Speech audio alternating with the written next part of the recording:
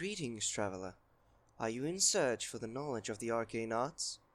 If so, let me introduce you to Loretta, Chosen of the Void, from the Old Ones Avatar series by Shroom.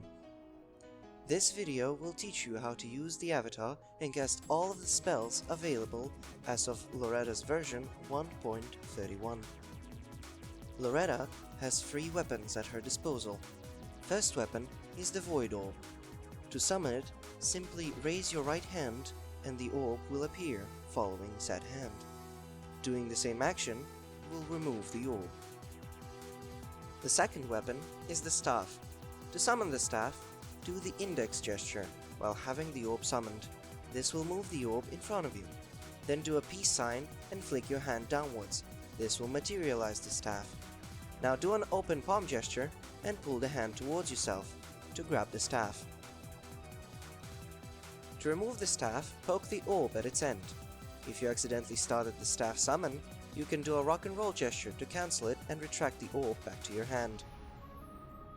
The third weapon is the scythe. To transform your staff into a scythe, simply raise your staff and stab the ground after a visual and audio cues have played. The same action can be done to remove it. You have to do this in quick succession for the staff to successfully apply. Similar to the other avatars in the series, Loretta also has a second phase, in which her moveset changes almost completely. To change into the second phase, while doing the index gesture with both hands, spread your arms to the sides, to the top and bottom, and then clap.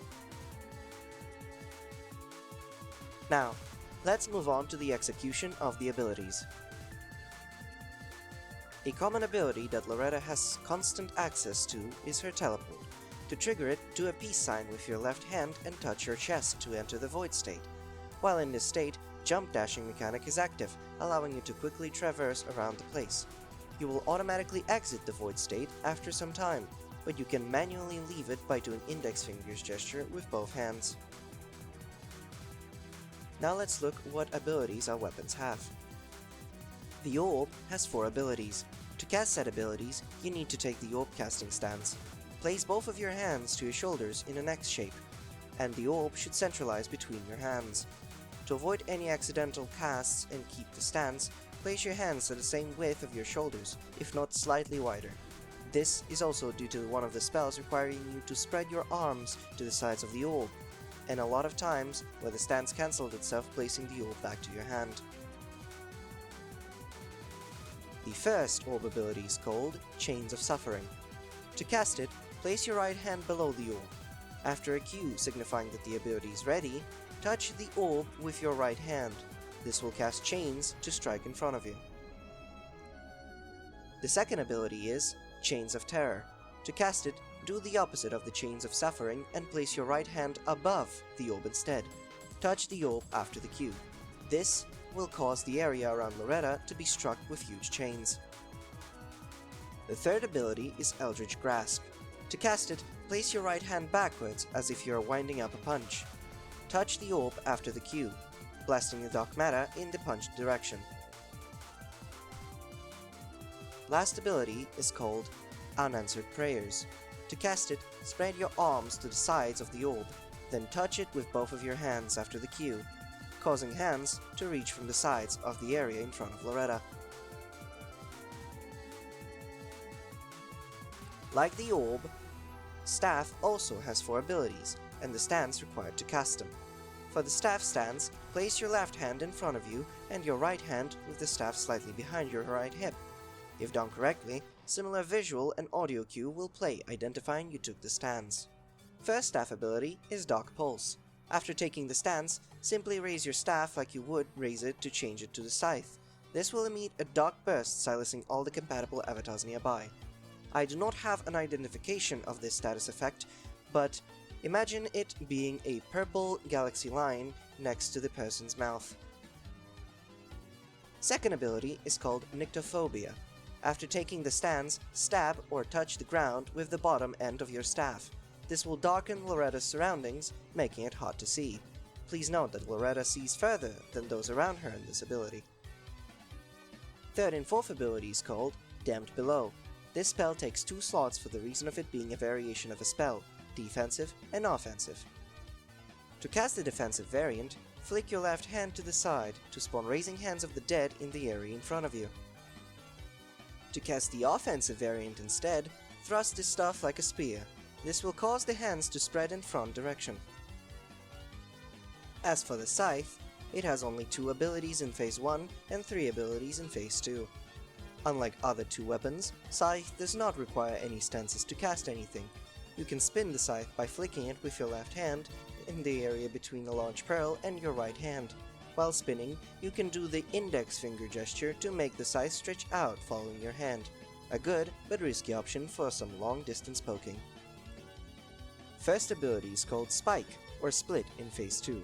To cast it, simply grab the Scythe with both hands and stab the ground with it, unleashing a blast wave from the ground.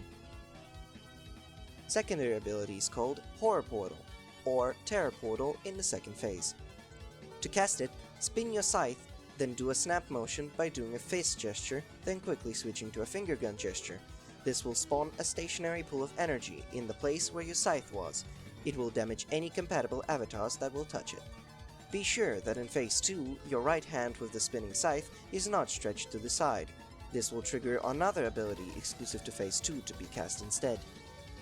This third ability is called Quasar, and it's exclusive to the second phase. To cast it, spin the Scythe, stretch your right arm to the side, and snap with your left hand. This will summon a beam emerging from the center of the spinning Scythe that you can freely move after the cast has been committed. Moving to the Phase 2, all of the casting methods and stances stayed the same, despite the changes in moves. All of the moves have been significantly changed. In case of the orb abilities, Chains of Suffering become Meteorite Phalanx, that now spawns meteorites around you and shoots them in the direction you are facing shortly after. Chains of Terror becomes Meteor Strike, hitting the area in front of you with a big meteor falling from the sky. Eldritch Grasp becomes Solar Blast, now firing a star that explodes after a certain distance. Unanswered Prayers becomes Pillar of Creation, causing a cosmic explosion around Loretta after a small startup after cast. Staff abilities also completely change in Phase 2. Dark Pulse becomes Collapse, the only move with slight change in casting. Now, after you raise your staff, you will see a vaguely seen circle on the ground, signifying the area of effect of the spell. The circle follows your head. You cannot cast any other abilities while in this state, and you are free to move your hands how you please. To cast the ability, simply snap with your left hand, spawning a small black hole explosion in the area. Nyctophobia gets replaced with Reality Rapture, tearing the area below you and blasting said area with cosmic magic soon after. Damned Below gets replaced by 2 separate abilities, Nebula Burst and Meteorite Barrage. Casting Nebula Burst by flicking your hand now will cause you to spread cosmic dust from said hand. Note that the dash jump mechanic mentioned earlier is available in a short period of time while this is active, to ensure effective spread of the dust. And casting Meteorite Barrage by thrusting your staff now fires a small array of meteorites. And this is all of the moves Loretta Chosen of the Void can offer as of version 1.31. Hope you enjoyed this video and gained some great knowledge of the arcane arts with this wondrous guide. Have fun casting!